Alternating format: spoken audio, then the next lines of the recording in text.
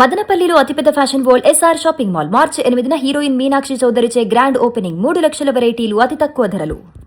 Suman TV ప్రేక్షకులకు నమస్కారం. శ్రీ విశ్వావసనామ సంవత్సరానికి స్వస్తి పలుకుతూ శ్రీ పరాభవ నామ సంవత్సరంలోకి అడుగు పెడుతున్న సందర్భంగా మనందరం కూడా పంచాంగ శ్రవణాన్ని వినాలి అని అనుకుంటాం. మరి ప్రకృతి పరంగా ఏ విధంగా ఉంటుంది, మిగతా వివరాలన్నీ కూడా తెలియజేయడానికి, మరీ ముఖ్యంగా యుద్ధం జరుగుతుంది కదా అండి, వీటి గురించి కూడా క్లుప్తంగా వివరించడానికి ప్రస్తుతం మనతో పాటు ఉన్నారు ప్రముఖ జ్యోతిష్యులు, సంకల్ప మందిర్ నిర్వాహకులు బ్రహ్మశ్రీ నందిపట్ల శ్రీహరి శర్మ గురువు గారు. వారితో మాట్లాడి పంచాంగ శ్రవణాన్ని వారి నోట నుంచి విందాం. గురుగారు నమస్కారం. గురుగారు, వాగర్థావివ సంపృక్తౌ వాగర్థ ప్రతిపత్తయే జగతః పితరౌ వందే పార్వతీ పరమేశ్వరౌ ఆదిత్యాయ చ సోమాయ మంగళాయ బుధాయ చ గురుశుక్ర శనిభ్యశ్చ రాహవే కేతవే నమః. శృంగేరి జగద్గురు పీఠాధిపతులకి, కంచి పీఠాధిపతులకి నమస్కారములు తెలియచేసుకుంటూ కార్యక్రమాన్ని ప్రారంభిద్దాం. గురుగారు, పంచాంగ శ్రవణాన్ని మీ ద్వారా వినాలని మేమంతా కూడా 1000 కన్నులతో ఎదురు చూస్తున్నాం. గురుగారు, ఏంటి, ఏ విధంగా ఉండబోతుంది ప్రకృతి పరంగా? మరీ ముఖ్యంగా ఇప్పుడు చూసుకుంటే యుద్ధం అయితే గంభీరంగా జరుగుతుంది చాలా డేస్ నుంచి. మరి ఏంటి మొత్తం కూడా ఒకసారి తెలియజేస్తారా గురుగారు? తప్పకుండానమ్మా. ఈ యొక్క పరాభవనామ సంవత్సరానికి సంబంధించి రాజు గురువు అయ్యాడు. రాజు గురువు. గురువు మంత్రి కుజుడయ్యాడు. రాజు గురువు, మంత్రి కుజుడు, సైన్యాధిపతి చంద్రుడు అయ్యాడు. చూడ్డానికి ఇవన్నీ కూడాను చాలా చక్కగా కనబడుతున్నాయి. కానీ ఇక్కడే చిన్న మతలబు ఉందమ్మా. రివర్స్లో ఉన్నారు. అంటే ధైర్యాన్నిచ్చి శక్తి సామర్థ్యాల మీద పోరాటం చేసే క్షత్రియ గ్రహం గనక రాజు అయి ఉంటే ఆ యొక్క సంవత్సరం భవిష్యత్తు చాలా ఉజ్వలంగా ఉండేది. కానీ సలహాలు, సూచనలు, మంచి నిర్ణయాలు అందించే గ్రహము రాజయ్య కూర్చున్నాడు. కాబట్టి రాజుగా మంచి నిర్ణయాలు తీసుకుంటాడు. అమలు పరిచేది మంత్రి. కాబట్టి మంత్రి స్థానంలో మంత్రికి ఈ సంవత్సరం మంత్రికి అధిపతి కుజుడయ్యాడు. కాబట్టి తన ఇష్టానుసారం నిర్ణయాలు తీసుకొని రాజు గురువుగా ఉన్న నిర్ణయాల్ని మంత్రి అమలు చేయలేకపోవచ్చు. సైన్యాధిపతి చంద్రుడు అవ్వడం వల్ల ముఖ్యంగా ఎవరైతే పరిపాలకులు ఉంటారో వారు సరైనటువంటి నిర్ణయాలు తీసుకోలేకపోవడం వల్ల చిన్న చిన్న కారణాలకే ఎక్కువగా యుద్ధాలు అనేటువంటివి జరుగుతాయి. అంటే యుద్ధం జరగాలి, జన నష్టం జరగాలి, ఇవన్నీ దేశాధినేతల మీద చేతిలో ఉంటుంది కదా. ఒకప్పుడు మనం గమనించుకుంటే గత కొన్ని సంవత్సరాలుగా ముందు వెనక ఆలోచించే నిర్ణయం తీసుకొని తప్పదన్నప్పుడే యుద్ధానికి వెళ్ళేవాళ్ళు. ఇప్పుడు ఇగో ప్రాబ్లమ్స్తో ముందుకు యుద్ధానికి వెళ్ళిపోతున్నారు. ఇప్పుడు మనం జరుగుతున్నటువంటిది ఇరాన్ అండ్ ఇజ్రాయిల్ జరుగుతున్నటువంటి యుద్ధమే దీనికి కారణం. ఇగో ప్రాబ్లమ్స్తోనే జరుగుతున్నాయి తప్ప వాస్తవంగా యుద్ధం చేసుకునేంతగా లేదు. ఇగో సాటిస్ఫాక్షన్ కావట్లేదు. యుద్ధం మాత్రం, ఇరాన్ ఇరాక్ యుద్ధం మాత్రం ఇప్పట్లో అయితే తగ్గదు. మార్చి 21 తర్వాత రవి మీనరాశిలోకి ప్రవేశిస్తాడు. కొద్దిగా వెసులుబాటు ఉంటుంది.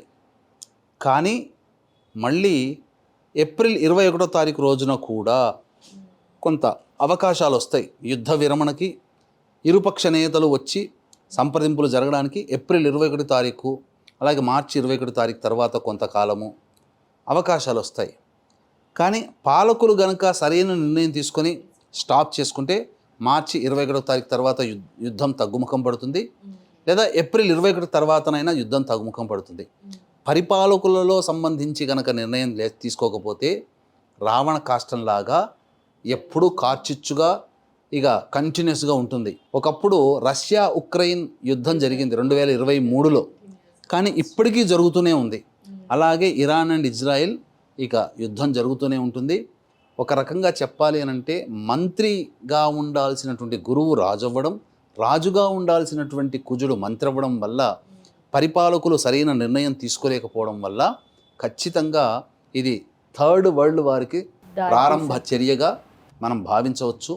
ఇంతేకాకుండా శుభగ్రహమైనటువంటి గురువు, మరీ ముఖ్యంగా భూగ్రహానికి, భూమికి చాలా ఉపయోగపడేటువంటి గురువు, రక్షణ కవచంలాగా కాపాడబడేటువంటి గురుగ్రహము తన యొక్క గమనము ఒకే సంవత్సరం 3 రాశుల్లో జరుగుతూ ఉంటుంది. ఇలా ఎప్పటి వరకు 2025లో ప్రారంభమైనటువంటి ఈ గురుగ్రహ గమనం 2032 వరకు ప్రతి సంవత్సరం ఒక్క రాశిలో ఉండాల్సినటువంటి వాడు 3 రాశులు తిరుగుతూ ఉంటుంటాడు. ప్రతి సంవత్సరం 3 రాశులు.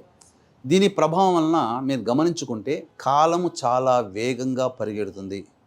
మీరు గమనించారా? అవును గురుగారు, అప్పుడే మార్చి వచ్చేసిందా, కొన్ని రోజులైతే మార్చి అయిపోతుంది. న్యూ ఇయర్ అని అనిపించింది. ఇలా ప్రజల్లో కాలం చాలా స్పీడ్గా తిరిగిపోతుంది. కాబట్టి ఆలోచన చేసి నిర్ణయం తీసుకునేంత సమయం ప్రజలకి ఉండదు. అందుకనే వేగిరంగా నిర్ణయం తీసుకొని మంచి చెడో అనుభవిస్తారు. కాబట్టి ఖచ్చితంగా ఈ యుద్ధం మాత్రం ముందుకు సాగేదే తప్ప ఆగిపోయేటువంటి ప్రసక్తి ఉండదు. ఒకవేళ అవకాశాలు మాత్రం మార్చి 21 తర్వాత కొంతకాలం ఉంటుంది, అలాగే ఏప్రిల్ 21 తర్వాత కూడా కొంతకాలం ఉంటుంది. మార్చి 21 తర్వాత ఉన్నటువంటి కాలాన్ని వినియోగించుకుంటే అక్కడితో కొద్దిగా సద్దుమణుగుతుంది. ఆ కాలాన్ని సద్వినియోగం చేసుకోకుండా మళ్ళీ ఇగో హట్ అయి మళ్ళీ యుద్ధం ప్రారంభం చేస్తే మళ్ళీ ఏప్రిల్ 21వ తారీఖు వరకు యుద్ధం అనేటువంటిది అనివార్యం. తదనంతరం మళ్ళీ కొంతకాలం చర్చలు సఫలీకృతమైతే మంచిది, లేకపోతే మళ్ళీ ఇది అనివార్యంగా జరగవచ్చు. అణుబాంబు ప్రయోగాలకి కూడా దారితీయవచ్చు. ఎందుకనంటే ఇక్కడ రోజు రోజుకి కూడాను వీళ్ళ పరిస్థితులు చాలా విషమించి దాటిపోతున్నాయి. కాబట్టి ఏ నిర్ణయమైనా ప్రధానంగా పాలకులు నిర్ణయం తీసుకొచ్చున్నాయి. అందుకనే 3వ తారీఖు మార్చి రోజున ప్రశ్నా శాస్త్రం ద్వారా కట్టుకుంటే నాకు తెలిసినటువంటిది అర్థమైంది ఏంటంటే ఈ యుద్ధం ఇప్పట్లో చల్లారదమ్మా. కాబట్టి ప్రజలకి సంబంధించి చాలా పాలకులు సమాధానం చెప్పుకోవాలి.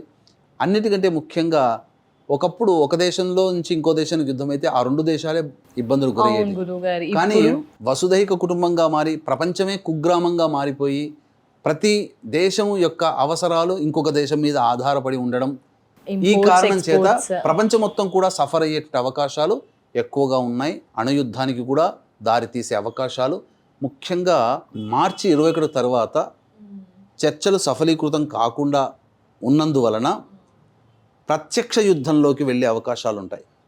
అంటే ఆన్ రోడ్ యుద్ధాలు అనేటువంటి జరుగుతాయి. ఇప్పటి వరకు ఎయిర్ టు ఎయిర్ జరిగాయి, ఇక ఆ ఎయిర్ టు ఎయిర్ ఉండదు, డైరెక్ట్గా సోల్జర్స్తో యుద్ధమే జరిగే అవకాశం ఉంటుంది. కాబట్టి ప్రధానంగా ఈ సంబంధించినటువంటి కలుషిత ఆహారం వల్ల ఈ సంవత్సరం చాలామంది రోగాల బారిన పడతారు. ముఖ్యంగా మన దేశం కూడా దానికి ఏం తీసిపోలేదు. మన దేశంలో కూడా ఇబ్బందులు అనేటువంటి ఎదురవుతాయి. కాకపోతే పాలకులు ప్రజల సంక్షేమం కోసం సమర్థవంతమైనటువంటి పథకాలు తీసుకురావడము, తద్వారా ప్రజలు చక్కగా సుఖంగా ఉండడము అనేటువంటి జరుగుతాయి. మంచే జరుగుతుంది. ధర్మానికి మాత్రం పెద్దపీట జరుగుతుంది. అది ఈ మతమా ఆ మతమా అని కాదు, ఖచ్చితంగా మంచిని ఆచరించి చూపించి ధర్మం ఏదైతే ఉంటుందో ఆ ధర్మానికి మాత్రం పెద్దపీట అనేటువంటిది జరుగుతుంది. ప్రపంచం మొత్తంలో భారతదేశం విశ్వగురువుగా అవతరించడానికి బీజం ఈ యొక్క పరాభవనామ సంవత్సరంలో పడుతుంది. తద్వారా మన భారతదేశం యొక్క ప్రగతి ఇంకా ముందుకి అప్రతిహతంగా కొనసాగుతుందే తప్ప వెనక్కి సాగదు. గురువు రాజుగా ఉన్నటువంటి కారణం చేత ఇది జరగబోయేటువంటి అవకాశాలు మన భారతదేశానికి పుష్కలంగా ఉన్నాయి.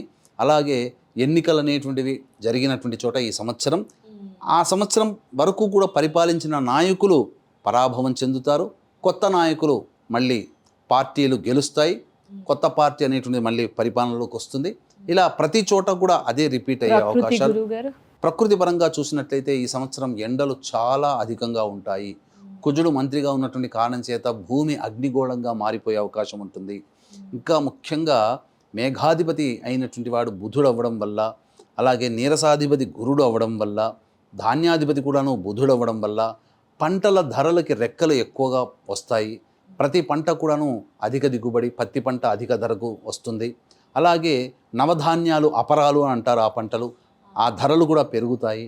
అయితే వర్షపాతం మాత్రం సాధారణంగానే ఉంటుంది. అతివృష్టి అనావృష్టి అనేటువంటిది ఉండదు.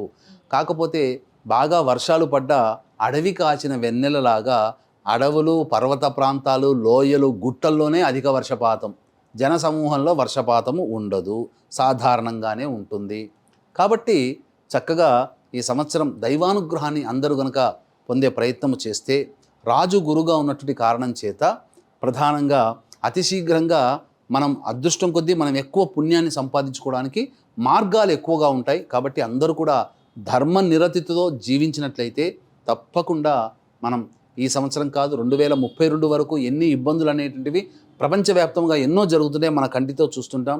ఆ ఇబ్బందుల నుంచి అన్నిటి నుంచి బయటపడాలంటే మనం ఖచ్చితంగా ఈ సంబంధించినటువంటి దేవతా ఆరాధన ఎక్కువగా చేయాలి. ఎక్కువగా దేవాలయాలు, ముఖ్యంగా రాజు గురువుగా ఉన్నప్పుడమ్మా ప్రధానంగా జరిగేటువంటి సంఘటనలు తలుచుకుంటే చాలా ఆనందం వేస్తుంది. కాశీలో వివాదాస్పదంగా మారినటువంటి స్థలం ఏదైతే ఉంటుందో అది తీర్పు సిద్ధమైపోతుంది.